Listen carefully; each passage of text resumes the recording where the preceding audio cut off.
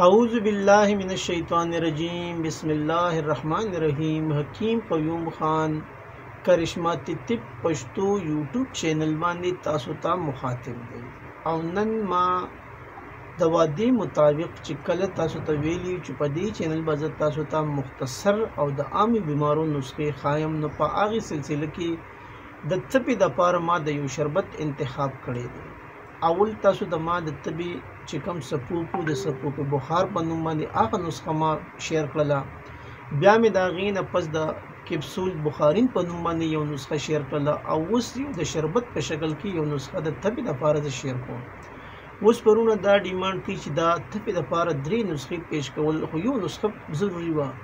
ټیک ته ستاسو خبره هم په خپل ځای ده نه په دې کې یو نقطه هم ده چې زموږ ډېر رونه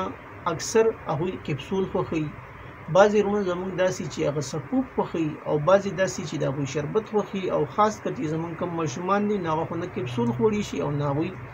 سپوپ خوړی شي نو د هغوی دپاره د شربت انتخاب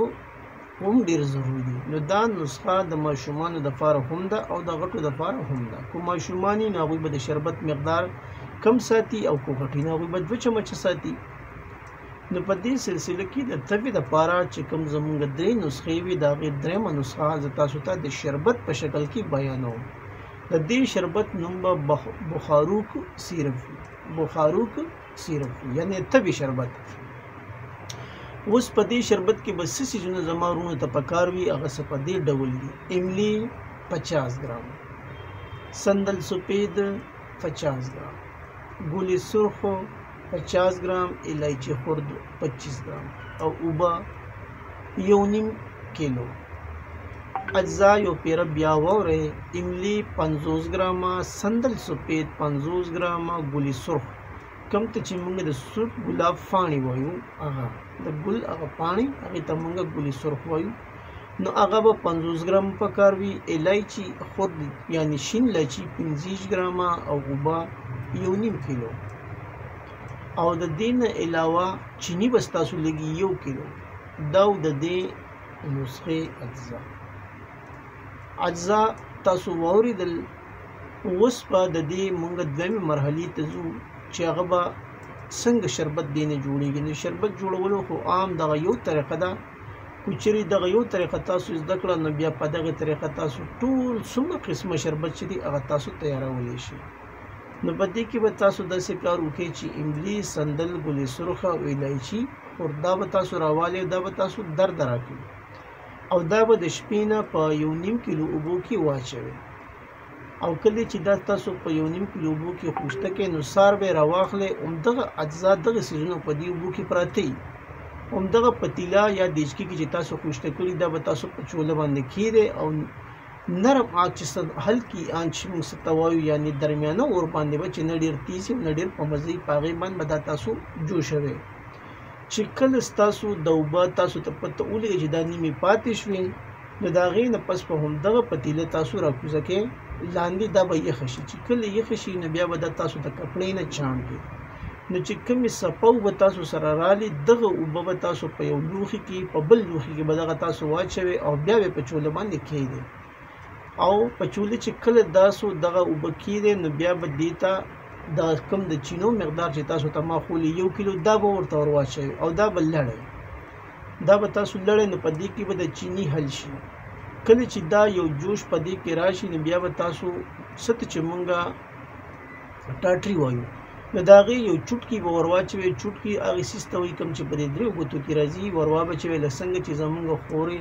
خوریانې په کورونو کې د ګوړې چای پخوي او هغوی ته کله خیرې اخلي نو د هغې دپاره هغوی لږ د وړو سوډه ور واچي په دې دپاره چې د خیرې د دې نه مکمل صفا واخیستی شي نو په دغه ډول کې به دا ټاټري هم کار کوي چې کله دا تاسو ور واچوئ نو په دې کې چې کوم کثافتونه یا خیرې هغه به ترې صفا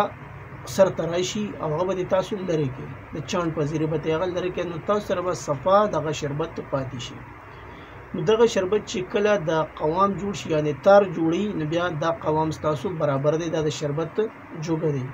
اوس په دغه تاسو راکوز کې او بیا به د لیټر په حسابو یعنې 1 لیټر چې ستاسو شربت دی 1 ګرام به په دې کې ستلوبان شامل دی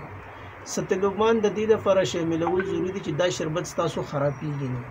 او کم چې تاسو په دې کې دا ټاټري استعمال کړئ د هغې فایده دا ده چې تاسو ته خو پتې چې کله چیني مونږ ایلي کړو یعنې هغه حل شي هغه لیکوډ فارم ته راشي خو هغه چې کله پراتی نو هغه واپس هم بیا جمع کیدی شي واپس خپل حالت ته تللی شي نو دا ټاټري په دې کې تاسو ورچولې د هغې خو یو فایده دا ده چې یو خو تداخلي لر شو او بل ستاسو دا چینی دا به واپس خپل پام ته نه ځي یعنې دا به همدغسې په لیکوډ په مایع شکل کې به دا پراته وي نو دې ټاټرۍ یو فایده دغه ده او سوډیم بنزویټ چې څه ته مونږ وایو یعنې ستلوبان دی سره به دا فایده وي چې ستاسو شربت په جاله نه کې خرابېږي به هم نه خو په دې کې به د یوې خبرې کوشش تاسو دا کوئ چې په کم بوتل کې دا تاسو محفوظ کوئ چې هغه مکمل وچ وي یعنې موږ اکثر داسې کار وکړو چې شربت دپاره موږ بوتل وینځو خو هغه لا مکمل وچ شوي نه او پرې کې موږ شربت واچو د هغې سره زموږ شربت خرابېږي زر نو شربت په تاسو چې کله په بوتل کې اچوئ نو هغه به تاسو بوتل کوشش کوئ چې هغه مکمل پنور باندې وچ شوي وي هغې کې واچوئ او ډکن به پرې مضبوط کړئ نو دا شربت تاسو سره تیار شو څنګه چې د طب عام شربت کم چې بروپین دی یا نور قسم دغه دي پونسټان وغیره دي پیناډال وغیره دا قسم شربتي په مارکیټ کې تیاریږي دا د هغې نه 1000 ګونه بهتر شربت دی د دې څه هېڅ قسمه سایډ افیکټ نشته دی او دا به هم تاسو 2 ټایمه استعمالولی شئ که ماشومان یې نیمه قاشوغه او که غټي نه هغوی ته د 1 قاشوغې نه ولې تر 2 قاشوغه پورې هغوی استعمالولی شي دا تازه اوبو سره دا خوراک یا د نوړۍ نه وروسته یعنې څه ته چې موږ په اردو کې کانه کاني کې بعد وایو یا بعد از غذا وایو نو دا به تاسو د روټۍ نه وروسته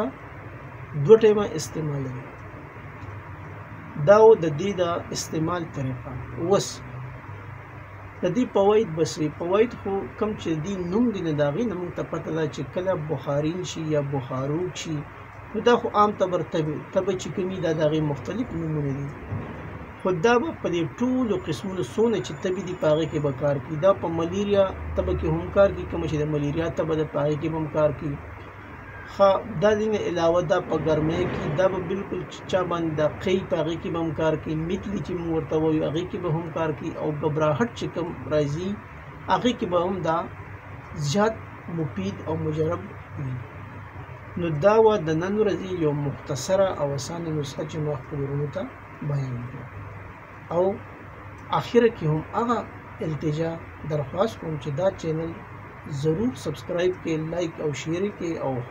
خپل کم ستاسو چې دوستان دي که هغه